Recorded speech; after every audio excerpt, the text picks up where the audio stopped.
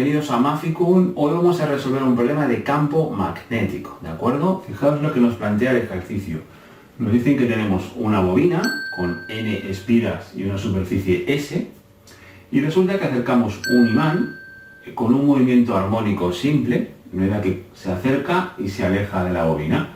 Nos dicen que el campo magnético que genera este imán lo podemos representar mediante esta función. Es un campo magnético variable con el tiempo, ¿de acuerdo?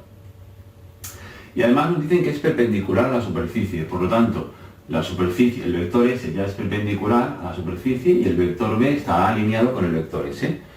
De manera que conseguiremos que el flujo magnético que atraviesa la bobina vaya variando con el tiempo, ¿vale?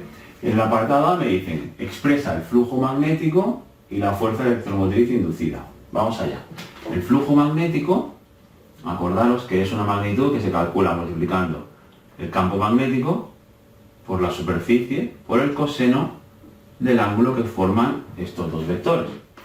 B, lo tenemos ahí abajo, la expresión B será B sub 0 por el coseno de omega t más phi sub 0.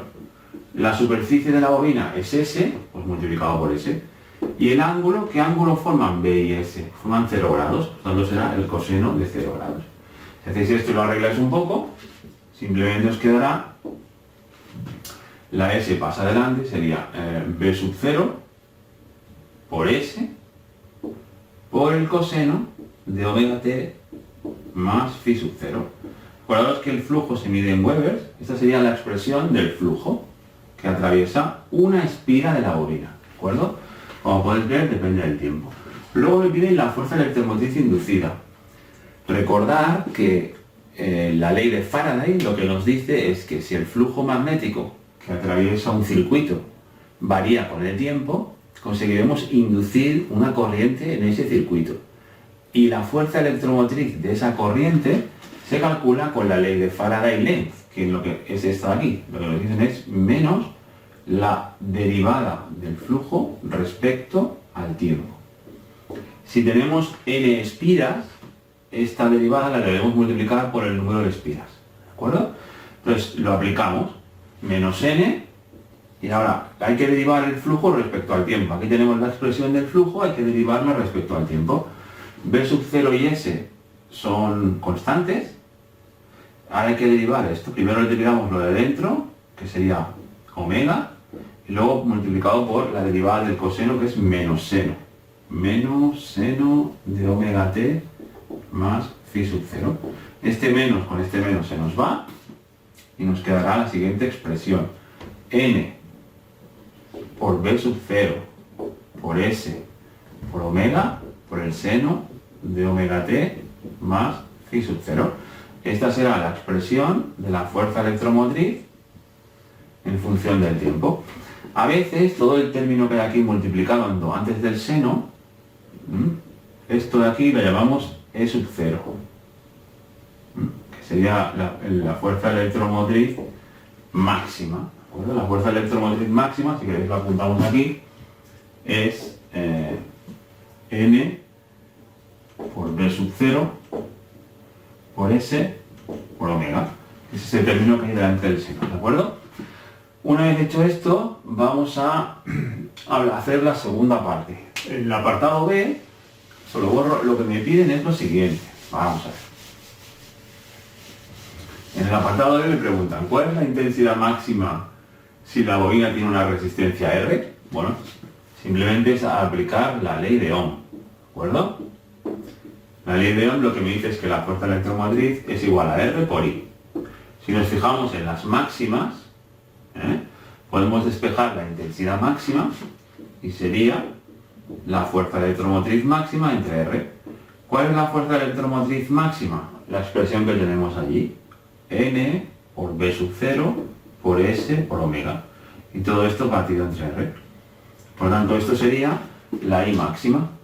Y por último, nos preguntan un problema que tenemos que ir observando una serie de gráficas. Fijaros, me dicen, si la frecuencia con la que movemos el imán disminuye, tenemos que identificar qué gráfica representaría ese cambio. Entonces, lo primero que debemos ver es la gráfica de la fuerza electromotriz inducida respecto al tiempo antes de cambiar la frecuencia, que es la que estáis viendo ahora en pantalla. Si os fijáis, en esta gráfica nos fijamos en el valor máximo de la fuerza electromotriz, lo veis aquí, y luego nos fijamos en el tiempo que dura un periodo entero, un ciclo completo. Estos dos valores los debemos recordar, porque cuando veamos ahora las 4 gráficas debemos poder saber cuál es la correcta al disminuir la frecuencia, ¿de acuerdo? Si observáis la gráfica que representa la fuerza electromotriz inducida respecto al tiempo, podéis ver que la fuerza electromotriz máxima es de 3,5 voltios y el periodo es de 1,2 segundos. Es decir, esto sería 3,5 y el periodo sería de 1,2. Vale, si ahora disminuimos la frecuencia del imán al acercarlo y alejarlo de la bobina, lo que ocurrirá es lo siguiente: si la frecuencia disminuye, la frecuencia angular, que es 2pi por la frecuencia, también disminuirá. Y automáticamente, como está multiplicando aquí, la fuerza electromotriz inducida máxima también disminuirá. Esto por un lado. Y por otro lado, si la frecuencia de movimiento del imán disminuye, el periodo aumentará, ya que son inversamente proporcionales.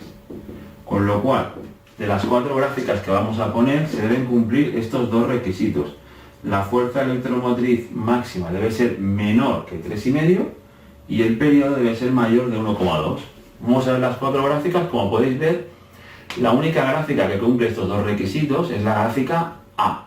Tanto la B como la C como la D no lo cumplen.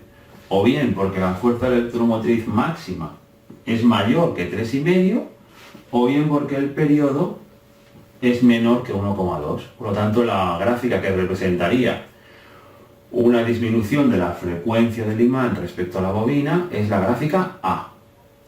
Bueno, pues esto es todo. Espero haberos ayudado y nos vemos en el siguiente problema. Y recordad que la física bien explicada es fácil y divertida.